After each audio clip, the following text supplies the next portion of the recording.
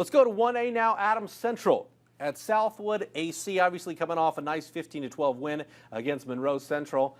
What does Adams Central need to do to keep this rolling? Because, gosh, they have really faced a gauntlet of teams as the postseason has started, whether it's been road trips, ranked teams. I mean, they've answered the bell every time. They score with 5 minutes to go. Andrew Hammond to win it against Monroe Central. What do they need to do to keep that thing rolling against a good Southwood team that's 9-3 coming in? Yeah, maybe it's stay grounded. Maybe Coach Michael Mosser has to say precisely what you said. We've faced a gauntlet sectional schedule, beat an undefeated Monroe Central team that a lot of people didn't think we could beat. Now everybody looks at it and say Southwood, and not as good of an opponent. They need to be fresh and be ready to go, focused on Friday on the road, because if they come out flat, Southwood perfectly capable of beating them. And Southwood has obviously played some good football in the postseason, as evidenced by a win against an 11th-ranked LaVille. 0.8 seconds on the clock. They win it 43-40.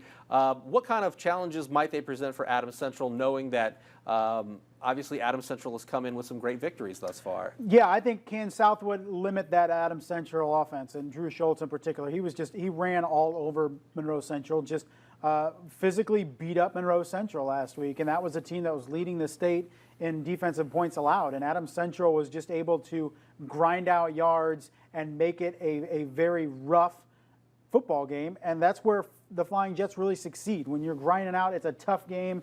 They're able to grind out those yards. Now, Monroe Central, we looked at it. They have not played anybody to the caliber Adams Central up to last week. I think the similar thing you can say to Southwood. In fact, I think it's an even greater discrepancy between the best team that Southwood has played up till now and then the team coming to Southwood on Friday in Adams Central.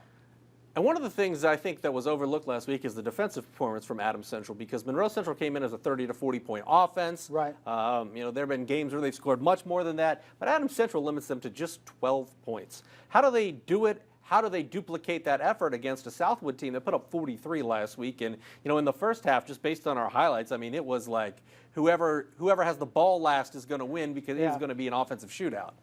The great thing about playing Woodland Week 9 is you're not going to see anything through at least semi-state that even rivals that. And that's been huge, or at least regional, because obviously you have LCC, Lafayette Central Catholic sitting there probably at semi-state. But you are seeing everything that could possibly be thrown at you. Week 9 is preparing you for sectional and regional. I don't think Southwood can put anything on the field that can compete with Woodland and what Adams Central saw Week 9. Now, are they ready to defend whatever Southwood? Are they looking ahead maybe a little bit? I think those are the keys. But if Adams Central comes out ready to play, playing at their best, I think they win, I wouldn't say relatively easily, but by a couple scores. All right. It should be a very interesting Friday as regional championships are crowned. 7 games involving local teams. We'll be at all of them for the Highlight Zone.